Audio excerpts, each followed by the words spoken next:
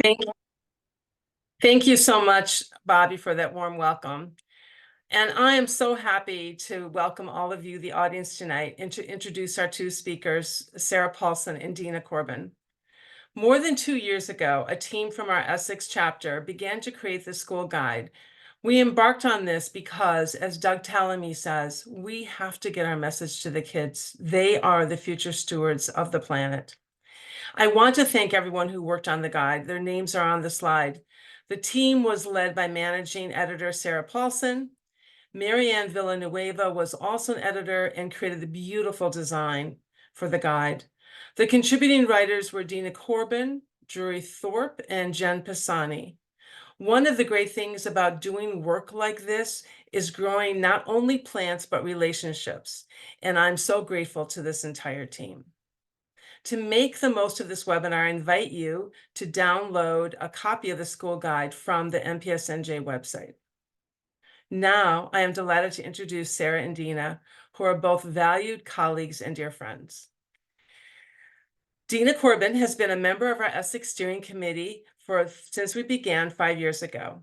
She is a retired special education teacher, having served 32 years in the Newark Public Schools. Dena used her experience as a master gardener and a teacher to create a garden at the Louise A. Spencer Elementary School in Newark, and she'll be talking about that. In 2022, Dena received the Nelson Mandela Freedom Award from the Greater Newark Conservancy, and she very recently received their Community Vanguard Award. Dena is a wife, mother, grandmother, and certified horticultural therapist. Sarah Paulsen, former TV food and travel producer, embarked on a transformative journey 5 years ago when she joined the Native Plant Society. She co-founded a garden at Watchung Elementary School in Montclair, which led her to be the managing editor for our school guide. She is currently collaborating with a teacher at Buzz Aldrin Middle School in Montclair to create a new garden. Sarah is a master gardener and serves as a board trustee for the Brookdale Park Conservancy. Both Dena and Sarah are passionate about connecting kids through school gardens, and I know that their passion and wealth of knowledge will inspire you and give you the tools to create a school or community garden of your own. We will answer questions at the end. Please put your questions in the Q&A, not the chat, which is actually disabled. Our great tech colleagues will be posting answers to some of your questions during the webinar, and we'll get to others at the end. I turn it over to you, Sarah. Thank you for that lovely introduction, Deb. And thank you to everyone attending tonight's webinar. Dena and I are really excited to be here. We hope you walk away with helpful information tonight to start gardens of your own. So here's what we're going to cover tonight. We'll touch on really good reasons why school gardens are important. We'll share practical advice on how to build gardens. We'll talk about plants, how to create lesson plans in the garden, and finally, we have tips on maintaining gardens for long-term success. So let's talk first about why native plant gardens are important to create in schools. Somewhere along the way, we've lost our understanding of what constitutes a healthy ecosystem. You're looking at a photo of Watchung Elementary School, where my garden is. Yes, it's green, it's tidy, but to the insects and birds and other wildlife that live among us, it's a food desert. The plants pictured here, for the most part, don't belong in our ecosystem, haven't co-evolved with the fauna in our area, and so provide very little for their existence. We've got to stop perpetuating a suburban aesthetic that doesn't serve a deeper ecological function. I think we're all here tonight because we understand this and we're trying to find ways to combat these issues. School gardens are a wonderful way to do that. The good news is we've got a lot of land to work with to create an impact. There's roughly 2 million acres of public school land in our country. And even though I bet a lot of them currently look like Watchung School, sterile landscape of mostly grass and a few exotic shrubs, I bet, sorry, I bet a lot of them, we can change that equation. Sorry, I lost my train of thought. One garden at a time. There's overwhelming evidence that getting outside in a green space is good for us. We think better. We manage our stress better. We concentrate better. I'll give you a recent example. There's a student at Watchung School who I often see on days I'm working in the garden. He likes to walk the stepping stones you see pictured here. He goes around and around until he calms himself. Having a green space that this child seeks out to self-regulate is profound evidence to me of the need for gardens. Let's give these growing minds the environment they need to do their best. In 2020, the New Jersey Department of Education mandated that climate change be taught in every subject in every grade level. This is wonderful in theory. The best tool for teachers to help students forge lasting connections with this new academic material, with all academic material, frankly, is through personal observation and hands-on learning. Let's treat outdoor spaces like an extension of the classroom and give teachers the means for making those lasting connections. We give 50 lesson plan ideas across a broad range of subjects in the guide that are tied to the New Jersey standards. And stay tuned because Dena will be exploring how to use the garden for education in much more detail later in our talk. If students' experience of their local ecology looks like the sterile landscape I showed you earlier, how are they going to manage the crisis they are inheriting? Engaging in conservation efforts on school grounds is crucial for students to grasp the interconnectedness of all life forms and to re-engage our understanding of a healthy ecosystem. Schools can model to the community how to support food webs, sequester carbon, clean and manage stormwater, and support our pollinators.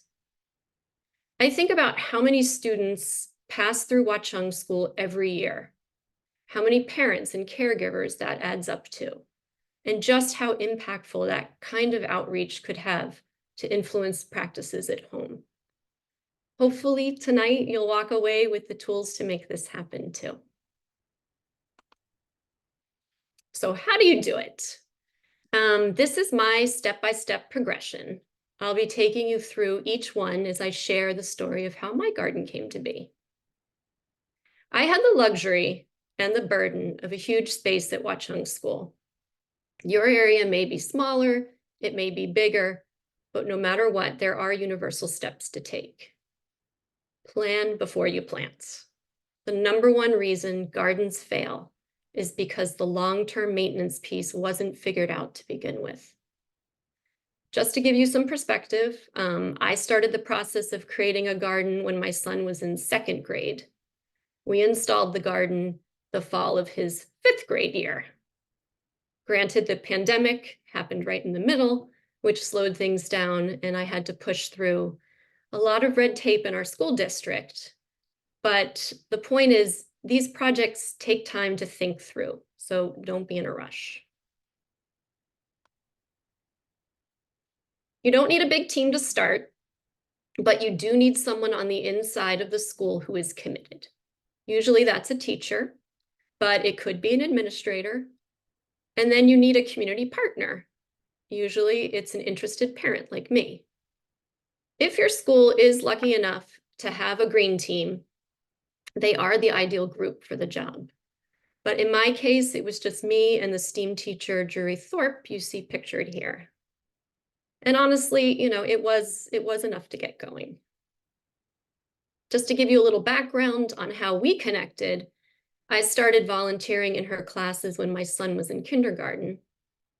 Watchung School has a hydroponic greenhouse, and maybe it was my background in food that attracted me initially, but I was a regular helping her with whatever she needed. We bonded over wanting to increase the sustainable practices at the school. I had just read Doug Tallamy's first book, Bringing Nature Home, and had joined the newly formed Essex Chapter of the Native Plant Society of New Jersey, founded by Deb.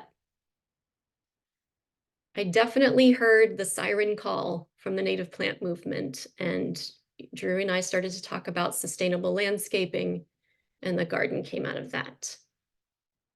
I didn't know much about native plants, but I knew how to find the people with the answers.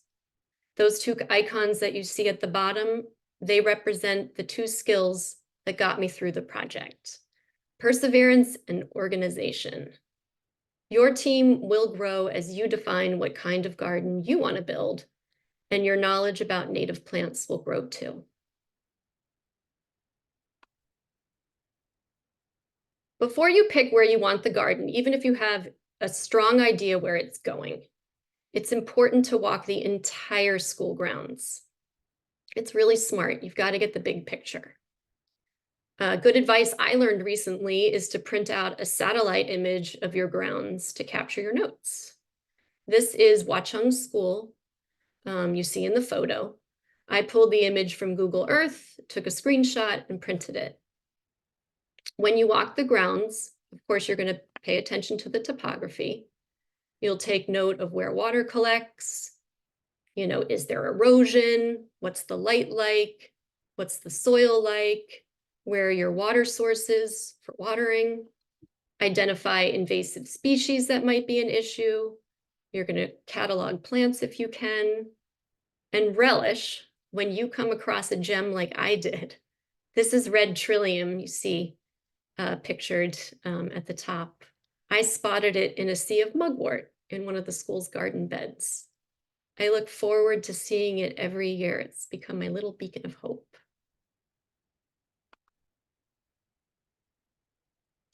So Jury and I focused our energy on a courtyard space that had fallen into disrepair and was totally underutilized. It had really good bones.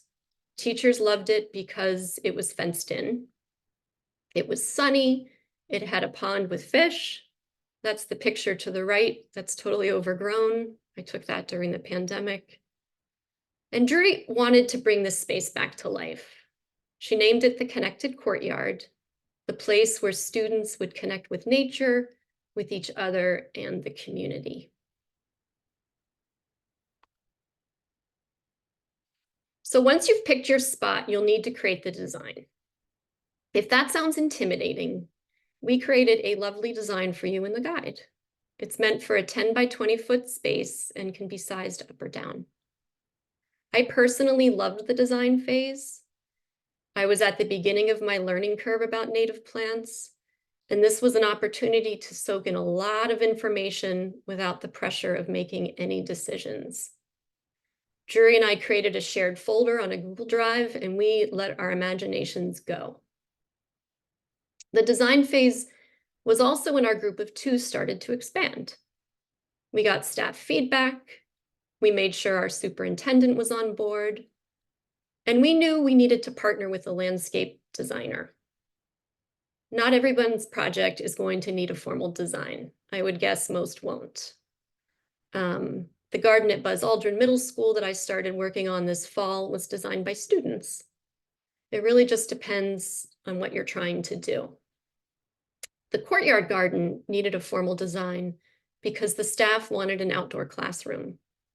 Remember, this was in the middle of the pandemic, which shined a light on how important outdoor learning spaces are.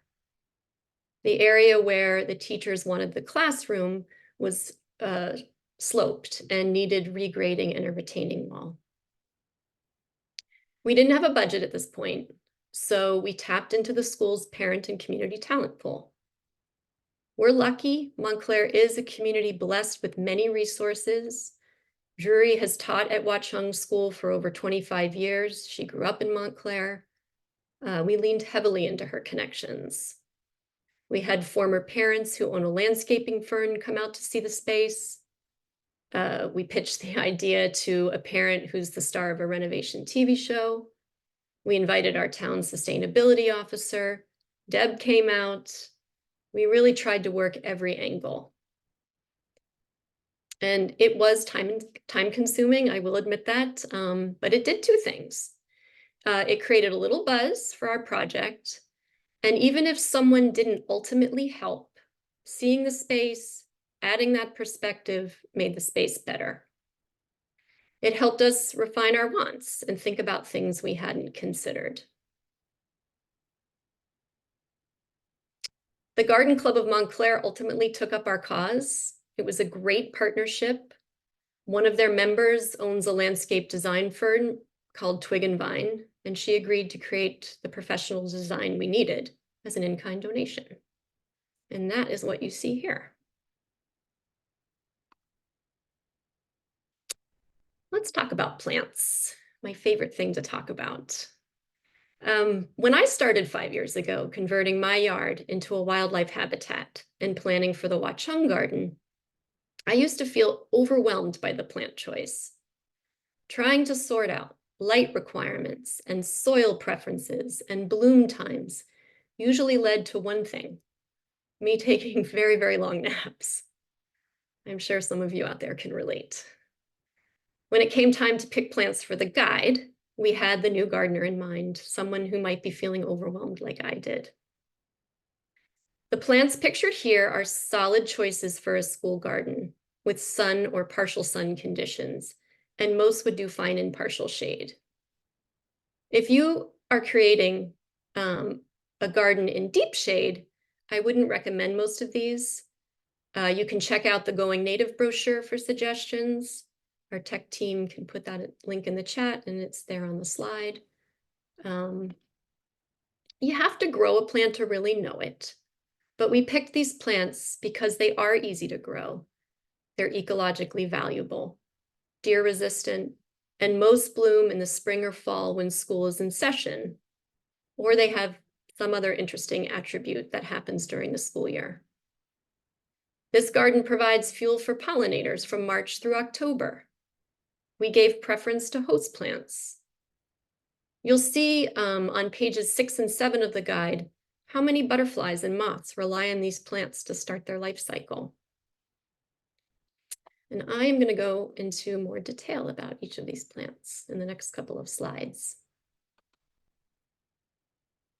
So serviceberry and violets.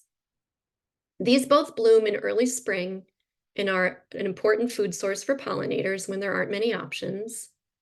The berries of the serviceberry form in June, right before school gets out. If the birds and mammals don't eat them first, they are edible. They're delicious. If you only have the budget for one thing, I suggest planting a small tree or a shrub. It's the most low maintenance option to start. And we give 8 great shrub options in the guide.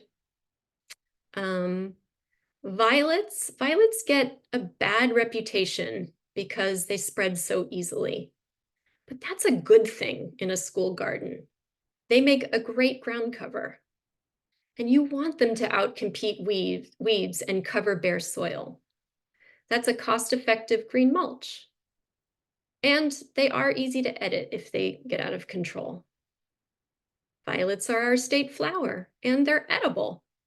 Deb and I took them to a school eco fair last year, and high school students loved tasting them. It was so much fun. Violets are the host plant for 3 species of fritillary butterflies in New Jersey. They lay their eggs near the plant in late summer, and in March, students can go and look for the tiny caterpillars as they feed on the emerging leaves.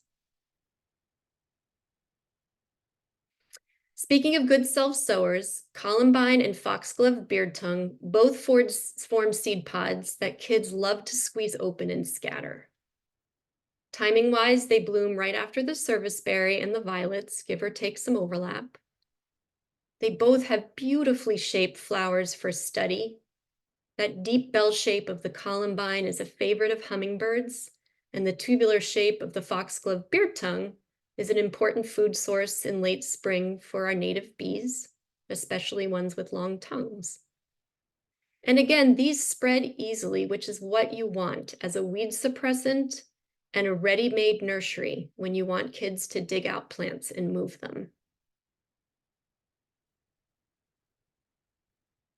Swamp milkweed and purple coneflower. These plants bloom during the summer when school is not in session, but we felt it was important to include a continuous food source for pollinators, and both plants have multiple seasonal interest. Purple coneflower is loved by pollinators. It's readily available. Students love to watch our state bird, the American goldfinch, eat the seeds in the fall.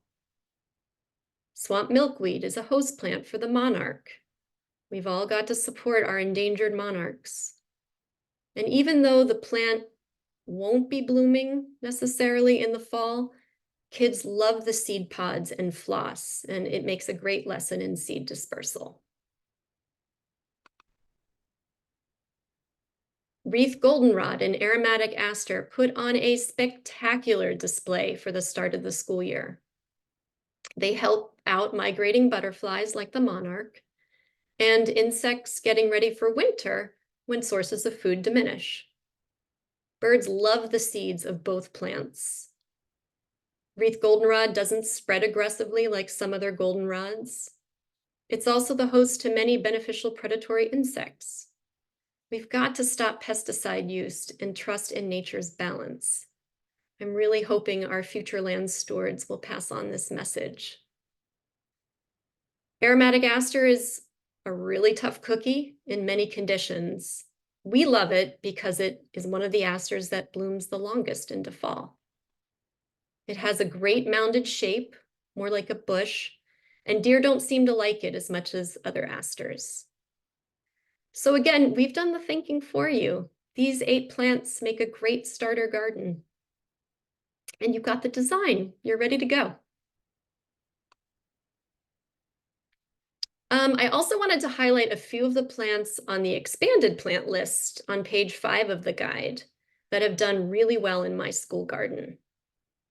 Of the 25 plants we feature in the guide, I've already got 20 of them. The garden does expand quickly once established, and gardeners are super generous people. Many in my community have come forward to donate plants. I love Virginia sweetspire and pussy toes. Both of these make great addition to a school garden. Virginia sweetspire is a shrub. It blooms in May and June, so school is still in session. The long tassels of tiny white flowers smell amazing. We use it as a shrub border in the courtyard garden. And in the fall, the leaves turn a deep red color. It is deciduous, but the leaves stay on well into winter.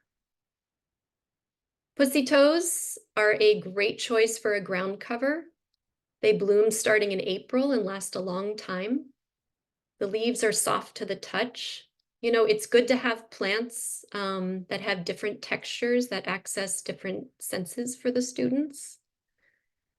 And pussy toes are a host plant. Students were excited recently watching the American lady butterfly lay eggs. She hung out for about a week. It was really fun. I'm completely enamored with little blue stem. First, there's really nothing little about it. It's an ornamental grass that is already 3 feet tall at Watchung School. It goes through a kaleidoscope of colors. In spring, bluish-green foliage emerges from the base. And then in fall, it turns different shades of orange and red, and in winter, shades of brown. It holds its shape really well. From a wildlife standpoint, it's a host plant for skippers. It provides food, shelter, nesting material. Grasshoppers love it. Our native bees love it. And we love it in the courtyard because I don't know if you can see it in the picture, but it's hiding some air conditioning units. Cardinal flower is another great perennial for school gardens. We planted 5 plugs around the pond last spring. We got blooms the following fall. It was great. And the color is just so striking. It should still be in bloom in the fall when kids are in school. And this is another perennial that can handle a lot of conditions. It does prefer moist soil, even wet conditions. I'm trying to grow it in the shallow end of the pond, see how that goes. And hopefully students will get to see the ruby-throated hummingbird swoop in for nectar. So where do you get these plants? I wish it was as simple as going to your local nursery, but we aren't quite there yet. The Native Plant Society of New Jersey and Jersey Yards both give comprehensive lists of plant nurseries in New Jersey. A piece of advice, make sure you bring a copy of your PTA tax ID. A lot of nurseries will honor wholesale pricing for schools, and certainly you won't be charged sales tax. For perennials, we recommend purchasing plugs. They are a great value, easy for kids to plant, and often you get flowers in the first year. For trees and shrubs, we do recommend buying 1 to 3 gallon sizes for the best results. If you don't have a nursery near you, there are great online options that we list in the guide. You see pictured here. The nurseries ship directly to you. So back to the timeline of the Watchung School Garden. We had the design. We now had to figure out how much the garden was going to cost, how we were going to pay for it, and who was going to do the work. Ideally, you want the school community to do the work. There's a sense of ownership and pride, when the community builds it. It's also free labor. My project required heavy machinery. Remember, we needed to regrade a section of it and put in a retaining wall. That translated into finding a landscaper certified to work on public land. This was the trickiest thing to navigate, to be honest, when I put this garden together. If your project also requires contracted work, my advice is to work closely with your school's business administrator. They are required to follow a bidding protocol once the project is over a certain amount. And make sure the school district gives you a list of their approved vendors. You'll also be working closely with buildings and grounds throughout the whole process. So once you have quotes, you have real numbers to work with for fundraising. We pulled money from many sources to get this project off the ground. Grant money is out there. I've listed here the 3 places that awarded us grants. We won a small one from the Native Plant Society of New Jersey and another one from the Bergen County Audubon Society. We won a $10,000 grant from Sustainable Jersey for Schools. Each grant is issued on its own timeline. You need to do your research and hit those deadlines. But fortunately, everything is a Google search away these days. We also got funding by a crowdsourcing appeal to the Watchung Elementary community and the extended Montclair community. The PTA committed funds, the principal earmarked money in the school budget. We got that in-kind donation from the landscape designer I mentioned earlier. And I don't want to scare you off. The Watchung School project was ambitious and expensive. Most school gardens can go in for very little money. My middle school planting at Buzz Aldrin Middle School this fall was $250 to put in. The PTA paid for it. And I have now this great network of gardeners who are more than happy to donate plants. So, just to give you a little balance. The smartest thing we did at Watchung School is plant the garden in the fall. We capitalized on the back to school enthusiasm. It's much easier to create a watering schedule when school is in session. Planting in the fall is less stressful on the plants as they try to establish. Students are there to help from the beginning. And it is really important to include students as much as possible in the process. Just make sure you check their work. They're not always the most accurate workers. You're going to want to label your plants right away. It's hard to remember where plants are, especially when the perennials die back in winter. I suggest you create a yearly run book. I've started one that includes a monthly checklist of to-dos and my notes. For instance, I know every March I am going to be battling invasive lesser celandine, sadly. This spring, I made note of, when flowers started to bloom and for how long. I've tried to make notes for the teachers on butterflies I've seen or other interesting goings on in the garden for them to look out for with students. And Dena's going to talk in much more detail about the maintenance piece, but I would be remiss if I didn't stress to you enough how important it is to have a long-term plan at the outset.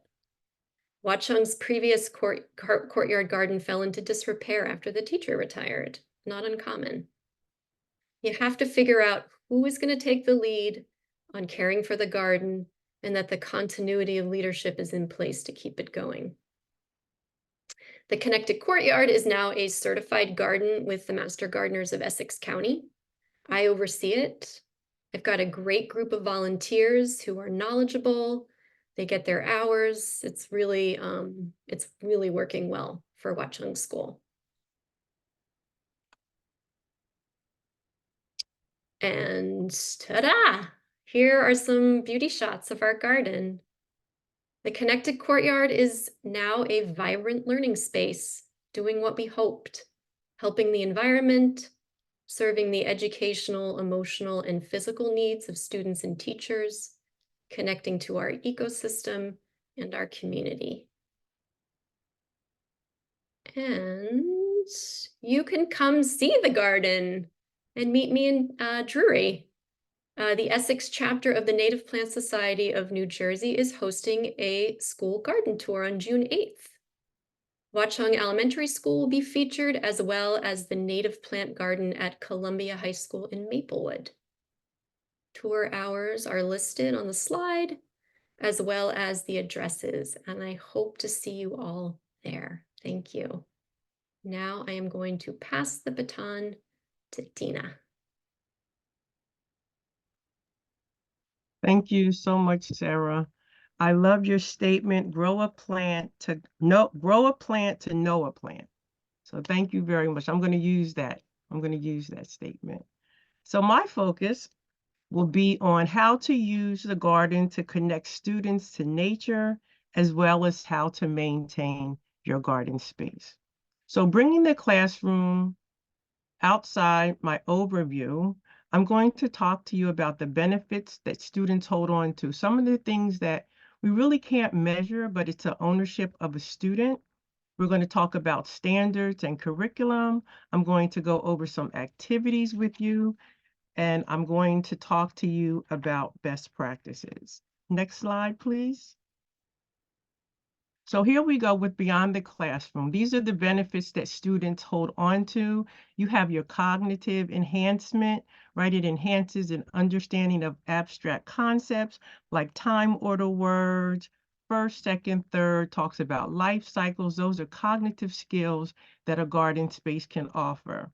The physical aspects are the motivation, the movement, the up and down, the bending, right? Sometimes our students become very sediment and they don't move a lot. So these are activities that promote that type of physical activity. And then you have the psychological and the emotional, but the self-concept, it improves their self-concepts, it improves their self-esteem, it develops a sense of responsibility as well. Next slide, please. And again, going beyond the classroom, it encourages group participation, taking turns, and sharing teamwork. And then, sometimes our students are not really as sociable as we would like them to be. So just remember that plants don't judge. So that's a good thing. The financial aspects is it explores a horticultural possibility or an entrepreneurship possibility, especially for students that are in high school. And I will discuss that a little bit later as well. Next slide, please. Okay, so what is the difference? There's a standard, we have our standards, and then we have our curriculum. The standards often set the pace. The curriculum often sets the lesson plans. So we're going to talk about that as well. Move on, Sarah, the next slide, please. Thank you. So bringing the classroom outside. So our guide on page 8, 9, and 10 talk about the different subject areas that a garden space and outdoor space can offer. So you have your math in the garden is everywhere, right? You have science, that's when most of the classes come out in the garden space, but we know that language arts literacy can be taught in the garden as well. You have your history, your foreign languages, your visual and your performing arts are also activities that can be taught in the garden space. Next slide, please. So now we get into some of the activities that are in our guide. There are 50 of them. I'm going to cover about 4. I think it's about 4 activities that I'm going to cover. As a special education teacher and teaching students who had some of our the disabilities were pretty severe, and the cognitive aspect was a little limited, but they still had to take this test, right? So one of the things that I found to be very beneficial is being able to include or involve activities outside in the garden space for grafting, because you can talk about the number of flowers that you see, how many butterflies that you actually see, and then the student can actually graft those things. So it's more of a engaging opportunity for the students to learn. You can talk about how many less or how many more in a garden space, and then bring that in. Bar graphs are the easiest, line graphs were a little bit more challenging. Next slide, please. Symmetry, this is one of my favorite activities of the guide. It not only lends itself to understanding the symmetry, the division, one side versus the other side, but it also is a beautiful art activity. And this is also a third and fourth grade curriculum or standard. Next slide, please. So this is another activity or a concept first that is pretty difficult to understand. It's a math concept. It's calculating perimeter. What you do, you see there's a leaf there. You take the string and you circle or you outline the leaf, and that will give you the perimeter of that particular leaf once you measure the string. But even in this activity, there are other concepts that you can teach, as well as symmetry. You can talk about length, and you can talk about distances between the veins of each leaf. Next slide, please. History, foreign language, visual and performing arts, especially the history and foreign languages. You know, it seems people may think that you don't teach these in a garden space, but rather than just have a label that says swamp milkweed, and you can have a label that lends itself more to maybe the history of the plant, the size, the color, and some of the other uniquenesses about the particular plant. And then you want to also have your plants in different languages. This is Arabic. You can do Spanish. As a matter of fact, next week, when I go to the garden space, we're going to begin our labeling in different languages. Next slide, please. And this activity, again, was one of my favorites. We don't have access to our garden space right now because we are in the process of getting a hydroponic greenhouse, which I'm pretty excited about, but I'm also a little disappointed that our students don't have access to the garden space. I do, but they don't. So this activity, what I did was I took a picture of some of the plants that, are, native plants, and I had the students draw or decorate the outside of them. The little description that you see on the paper is a description about what native plants are. The students and I, we put that together, and then we laminated it, and I had the students come up in front of the classroom and just give a little description about what their picture was about, so that they could take that home and share it with their parents. Next slide, please. So the educational resources, I'm going to point out 2. One is the seedyourfuture.org organization, and that's the one that I mentioned when I talked about high school students in an entrepreneurial lens through native plant gardening. I love that site because it has horticultural careers. They can have a mentor. There's a blog, there's resources and research opportunities, as well as grants if you're interested in going for horticultural for college.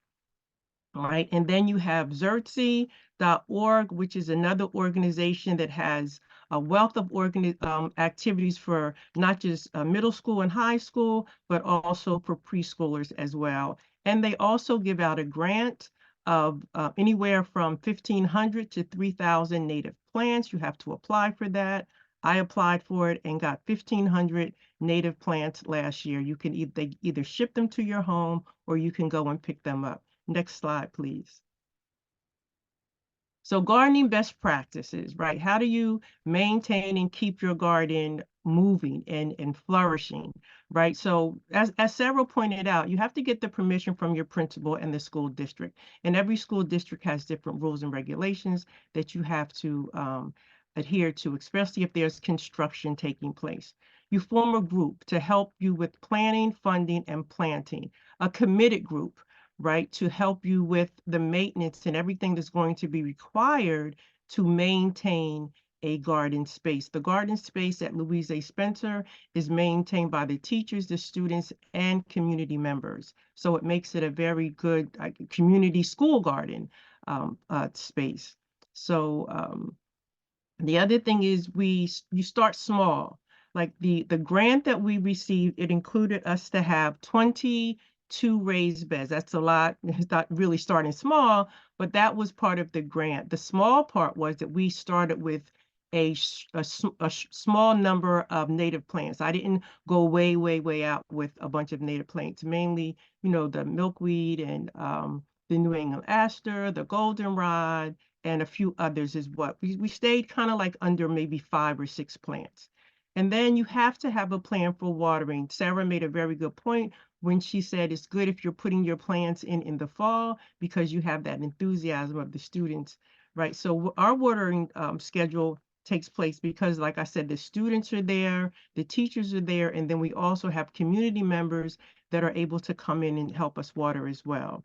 In the fall, you leave the leaves and the stems. The stems are very important. You hear the term winter over, not, for that concept is a little challenging for students. So the winter over, if you leave your stems and when you go and cut them out now, if you're looking to cut your stems out now, you'll see the little tiny holes that are up and down the stem. Those are the insects that went into, that's that wintering over. They lived inside those stems.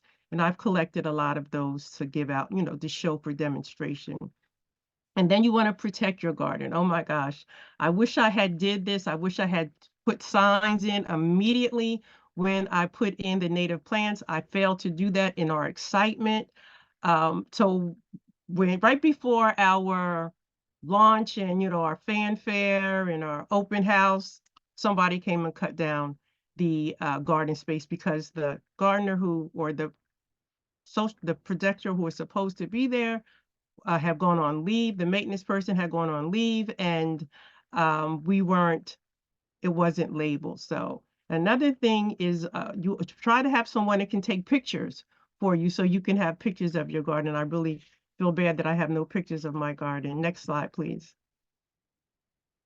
And then this is our build day. We had to build out 22 raised beds, and we had to use some of the planks to make the beds a little higher for wheelchair accessibility and also for our senior population that lives up the street that comes down and takes part in our garden space as well. The black felt that you see on the right side was because for some reason that just would not close properly, so we had to put that there to keep the soil inside and continue to fill the bed. But the students are really happy and engaging in putting these the raised beds together. Next slide, please. So this slide is reflective of the community really coming together. We contacted, or I think they contacted us and just dropped off the police department, the 2 picnic tables that you see on the left, and then the raised bed was part of the grant, but that raised bed, we have 2 of those. They are wheelchair accessible, and we will be filling them up this year. with and putting in, we're not sure what we'll probably put some native plants in one and maybe some vegetables or growing things in the other. Next slide, please. And this is our intergenerational summer school community garden space time. This slide represents the summer program, a summer school, right? And the kids that you see here attend the summer school. Some of them live in the neighborhood, and the adults you see are part of the senior facility up the street. So here we have this intergenerational component that goes on during the summer for a summer school. If you want to have a summer school program, check out your school now, because they all have different requirements. Next slide, please. And this is a garden space here in Montclair that was not taken care of. You see a bunch of mugwort. That is false blue indigo up in the upper left-hand corner. But this speaks to the fact that when you have a garden space, and this is a pretty small space, but if you don't have a group of committed people, you can have people that are enthusiastic about starting your garden space and helping you maintain it, but you need to have committed people. And this garden is just overgrown. It's just overgrown with a bunch of mugwort and beautiful false blue indigo. Next slide, please. And this slide represents the labeling that I use when I'm building out a native plant garden. This is also a learning tool, because once we lay out the the signs that you see, we look at the height, we look at the spacing, and then we just put those plants or the tags that you see on the left in the different spaces, and we kind of stand back and look to see if this is how we want our garden to look. Are the plants going to be spaced out enough? Is it going to be high enough? Because the plants that are the highest, we start from the back, and then we bring the shorter plants to the front. So this is a really good learning tool. After we take out the flags here, this becomes a learning tool, because then we talk about the pollinators that are attracted to those particular plants. We talk about the different locations for growing, and we talk about the light, the soil, and the height as well. Next slide, please.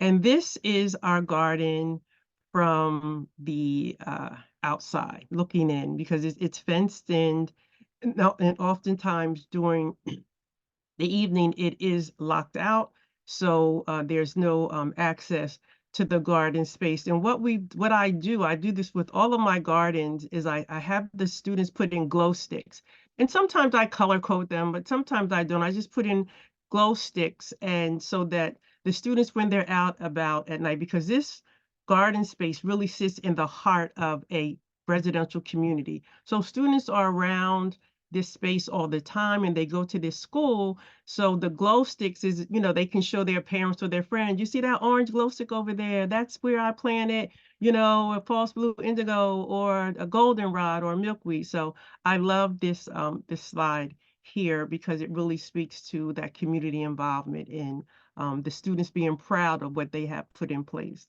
Next slide, please. So I'm going to turn it back over to our wonderful host and fearless leader, Deb Ellis.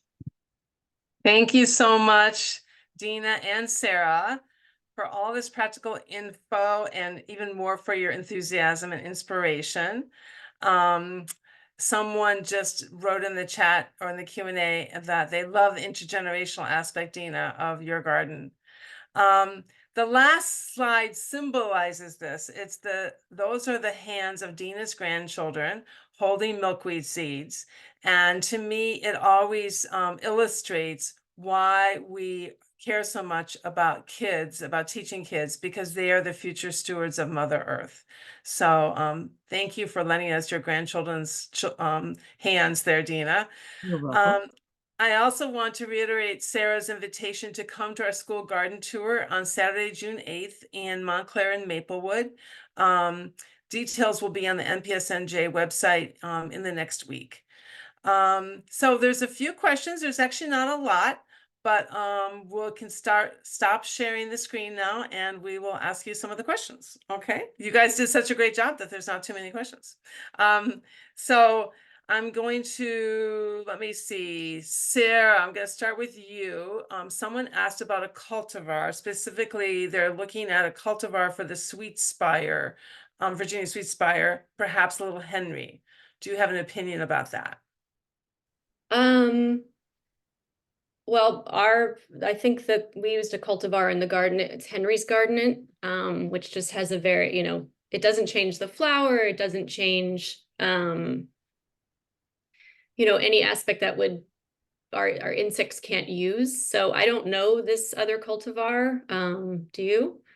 I actually have Little Henry in my garden because my garden is small, and it is one that just makes it smaller. Yeah. And generally, the Native Plant Society, like you said, we are fine with cultivars that make plants smaller, or the color of the flower a little more intense, but not that changes the leaf or flower color or changes the flower dramatically so that the insects can't use it. So I think that would be a good one. Yeah. A good choice. Dena, here's an easy question for you. Were your raised beds kits or were they homemade? You're muted, Dena.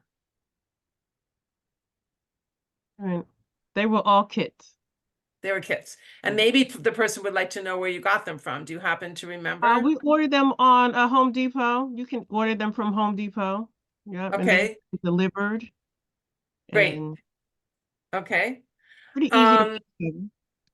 And then this is one that I'm not sure which one of you wants to answer, which is what kind of signs do you recommend? Who wants to take a stab at that? Signs for the garden for the plants. There's a company that has, I mean, if you Google signage or plant labels, is that what you mean by plant labels or signage? I think they mean the plant labels, yeah. The plant labels, there's a variety that comes up. It really depends on the style that you want, the labels to look like. I like the metal ones with the spike, and you have to either write on them or you can do a plant label and then put them on top. But there's such a variety. It really depends on what you want your labeling and your garden space to look like. Any adding to that, Sarah? Well, at Watchung School, we make our signs. The students make them. It's really inexpensive. It's just they draw the design. They have a little fact that the students write about the plant, and then it's just what do you call it when you put it in? What's that? Laminate it? Yeah, and laminate it, and then we attach it to a little plant stick, and it goes in the garden. So the teacher's always changing them out. The only thing is they don't weather that well. Yeah, so their shelf life isn't that long, but it's something that kids can do, and the information can change depending on the season. So for now, that's what we've been doing. It sounds like a good balancing between getting the kids involved though too. So there's a few more questions coming in, but I want to ask you both a variation on kind of a hard question. So the question, I'm going to ask you each a variation on it. So Dena, I'm going to start. So Dena's question was, how do you determine if a group is sufficiently committed? I'm going to give you that one. And then Sarah, I'm going to give you one kind of like that too. Well, the interest, right? They should have a collective interest. Most times they live in the community, so they want to see beautification happening in their community. Louise A. Spencer, it's a lovely school. It's one of the larger schools in Newark, but it was just all asphalt, right? It was just like this black top on both sides, and they have a little, some trees in the front of it. So to be able to see that and to, ask the parents if they are interested. And then, as I said, there was a community center up the street. And when we, asked them, a senior center up the street, we asked them if they wanted to partner or, have that intergenerational and come down and help grow. It was interesting. So, find people with like-minded interests and people in the neighborhood who want to see beautification take place. Okay, great. And then your theoretical question, Sarah, is at what point in the process did you know you could proceed? Did you talk to anyone before you created your design, or did you use the design to make your case? That's a really good question. It was a little bit of both. Ideally, you probably want the support and backing of the school district and buildings and grounds and the superintendent. And we did have the principal was involved in all of the walkthroughs and the design phase, but sometimes if you don't show the visual, it's hard to get the support. So I think probably, to get the design first is a much easier sell. Mm-hmm. At least in our case it was, if that makes sense. Yep. Okay, I'm going to shoot Dina an easy question. Did the garden beds go right on top of the asphalt? Yes. Okay. We did put in felt, that what's it called, landscaping material. But Mhm. really, once they were in and we looked at the drainage, the drainage, it wasn't really necessary. And then did put in pebbles as well so the plants don't just sit, on top of the soil, but it wasn't necessary. We could have just put the beds directly on the soil, on the asphalt and would have been done with it. So now someone wrote in the Q&A that I want to just advertise for them. Their name is Lisa Doseff, Doseff, and that she has written a book called Grandma Lisa's Humming, Buzzing, Chirping Garden by Pollination Press. I actually believe I have bought that book and thought it was great. So I just wanted to give that book a shout out because it's a great book for kids. Okay, some more questions about plants. So Sarah, you mentioned that you got plants from people, and there's two questions people have. One is, how did you know what the plant was, if it was a straight species or what you want? And secondly, what about invasive jumping words? Were you concerned about that? So with the invasive jumping word, when we do get donations, we try to not take any of the soil with it. So we just try to clean, the plant. Maybe that's not enough, but that's what we've been doing to try and prevent the jumping worm from getting into the garden. And I didn't always know what plants. I have an area, I have like a little nursery area in a separate section of the school's campus. When I said walk the school grounds, when I did walk the grounds, there was a great bed and I was like, oh, that's where I'm going to throw things until I know what they are. So, some people I just trust and I know that they're going to give me the plant that they say they're giving me. But if I have any doubts, it usually goes into that waiting area. And then once we can ID it, it finds its home. So another question, which I'm going to direct to you, Sarah, since you are dealing with that kind of landscape, do you leave existing non-native plants there when you're creating the garden? There's one hosta left, but we really raised the whole area. I mean, at least in the courtyard, it became a blank slate. So no. We have invasives we're dealing with. We have mugwort, we have the lesser celandine, the usual, dandelions, whatever. But yeah, because it was a full-on construction, I don't have to deal with that necessarily. And by the way, a couple of people, for the audience, a couple of people asked the name of that book again, and Bobby put the name in the chat, so you can look for the name of that book.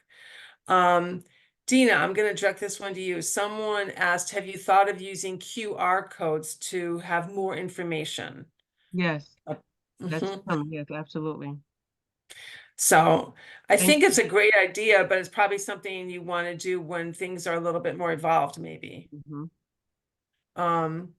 Okay, I'm trying to think of what other I mean, questions here. can I say something about the QR codes? Yes, We sure. have Yeah, thought yeah. about that. Mhm.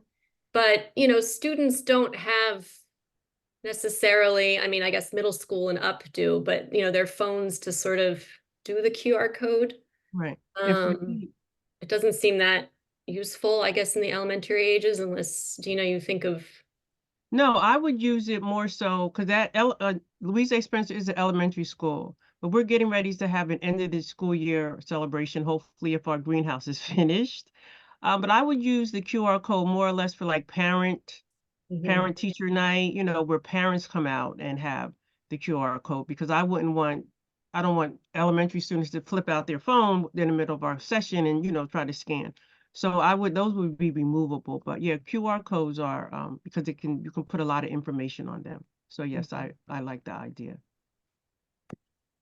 So I just want to say that something really cool. I feel really happy to hear this. The Somerset chapter leaders wrote that they have started seeds of the plants in the school guide, and they Wonderful. have plants to share with people. So if Nice. anyone's not looking in the Q&A, you can contact the Somerset County leaders to get some of those plants. So, and then a couple people have asked about starting plants from seed, whether you are doing that or might do that.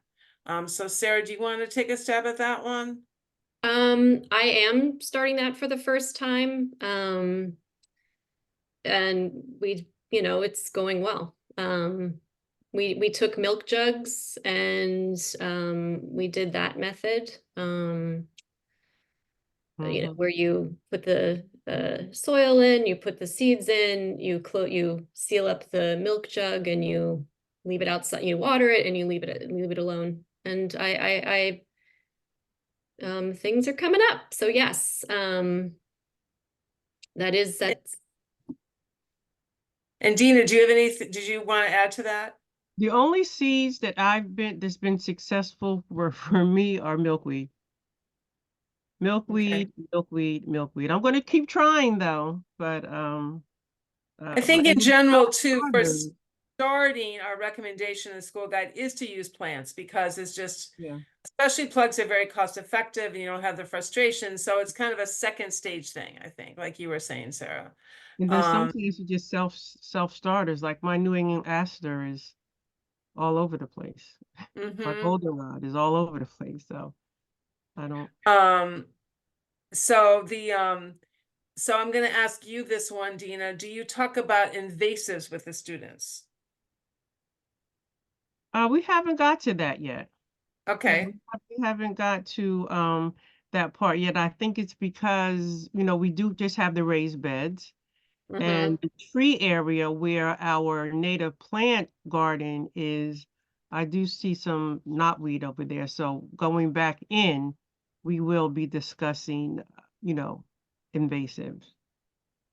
So Dina, I'm going to give you this one too. Someone asked where, because I know you particularly love milkweed, as you were saying, and someone said they wanted to start a monarch garden and asked where they could buy monarchs. By monarch. Yeah, Mm. I would say plant milkweed. I was just getting ready to say that. I didn't know they sold monarch. You talking about monarch butterflies? I didn't know they sold monarchs, but I would just suggest you plant butterflies because there's a You whole, plant milkweed. I mean, you plant milkweed because there's a whole, you know, s- conversation about whether you should be raising, butterflies anyhow. So if you're buying butterflies and they've been raised somewhere as opposed to being grown outside, outside. So I would just say, go buy some milkweed. So this question I'm going to direct to Dina too, because Sarah's garden is an internal courtyard garden. The question is, have you had problems with theft? No, we haven't had any problems with theft. We've had a problem with squirrels eating through our wooden shed, but we have not had a problem with theft at all. We've left, we had our wheelbarrow out there, and we do have a shed that has a lock, but we've left, tools and watering cans around, and we haven't. So Sarah, someone asked a question that I think is a hard one. I don't know if we have the answer to this, which is, do you know of any free or low cost design software? I do not. I do not. Yeah. I think that there's people who will contribute design services if you like building your community. So you did that also in the Maplewood Garden that is going to be on the school tour. There's a design professional named Tekla Courtney, and she contributed her services and continues to work with that garden. So I think it might take a lot of knowledge to work with the design software. Anyway, just thought we would. I think that's all the questions. Let me just check one more time because new ones are coming in. Oh, please repeat the name of the county giving out plants. Okay, that is Somerset County. And I believe Bobby has put the names of, she has put it into the chat, but I will say it. You can contact them by emailing somerset@npsnj.org. So they're the ones who are doing that. And then someone also mentioned for design, I think this is a nice little hint that you can use graph paper for designing. And someone also contributed some of the things to grow from seed that are easier. Columbine, I'm translating the scientific names to some. Okay, Columbine, Heliopsis, cardinal flower, bee balm, and penstemon all grow from seed if overwintered in the soil. And then the last thing is another comment, really, which is that someone said a lot of their parents work, so they did work days on the weekends. So have either one of you held work days on the weekends in order to accommodate working parents? Can you repeat the question? I'm sorry, I didn't hear.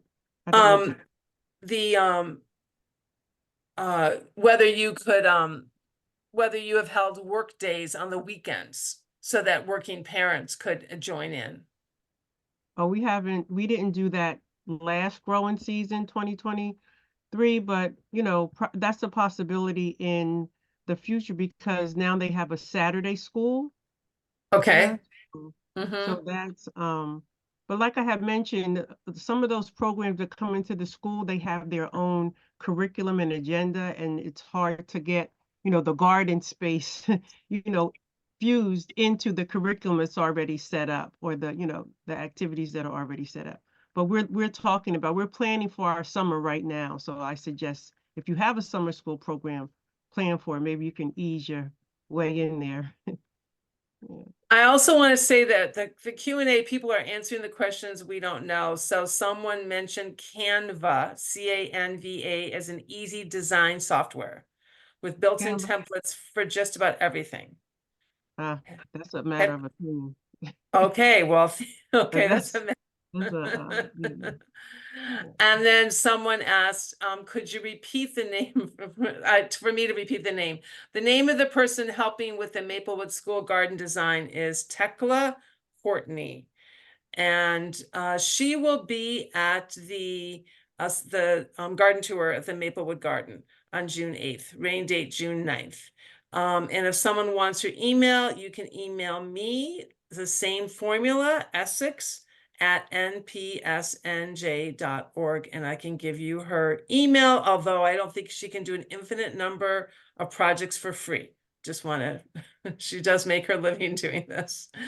Okay, well, I think that we've answered all the questions. There's some wonderful people thanking us.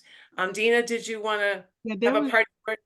There was one person, I saw it in the chat and then I don't see it anymore. They asked how they can get in touch with Sarah and I if they wanted more information about our garden space. I think it said in Pennsylvania. Was it Pennsylvania? So I missed that one. Sorry. I don't know if that question was answered. Dena, it was. I gave them I posted the Essex at NPSNJ, right to leadership at Essex. Oh, okay. All right. Thank you. It should go to Deb. and then I'll pass it on to you. Okay. Bobby's, all right, I thank want to you. thank Bobby and the tech people for doing such a sensational job. Actually, every time we ask a question, she takes it off the queue. So we're very organized because of them. So did you have any parting words that you want to say, Sarah? No, it's just a lot of fun, and I hope everybody goes out and builds a garden. And I just want to thank you both again for the work on the school guide, for doing the school gardens, and for spending the time with us tonight. And thank you to all of you who joined us tonight. And I encourage you to go out and build school gardens. Go Take garden. care. Have a great evening. Bye-bye. Bye-bye.